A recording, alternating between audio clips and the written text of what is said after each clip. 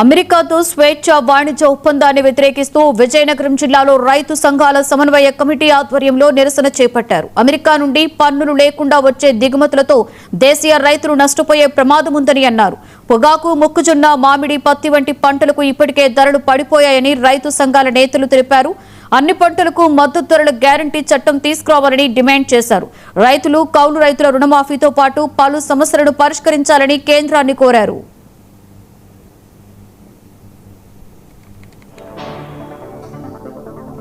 రైతు సంఘాలతో అన్ని ప్రాంతాల్లో ఆందోళన చేస్తాం. ముఖ్యంగా అమెరికా భారత్ స్వేచ్ఛా వాణిజ్య ఒప్పందం రేపు 25వ తారీఖున చేసుకోబోతున్నారు మోడీ, ట్రంప్.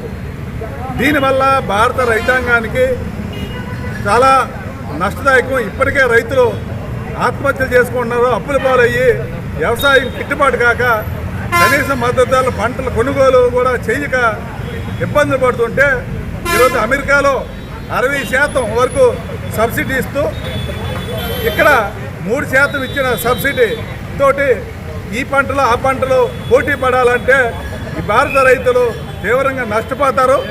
ఇప్పటికే పత్తి, మొక్కజొన్న అనేక దిగుమతులు అయినాయి. అందువల్ల ఇక్కడ ధర లేక ఇప్పటికే నష్టపోయారు. అలాగే ఈ ఒప్పందం అయితే రేపు పాల ఉత్పత్తులు కానీ అలాగే మాంస ఉత్పత్తులు కానీ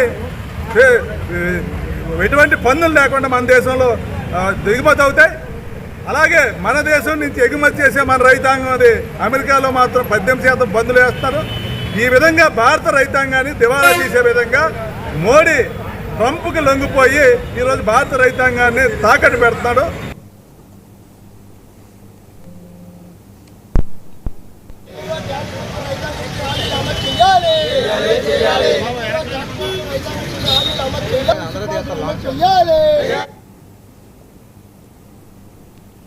సినీ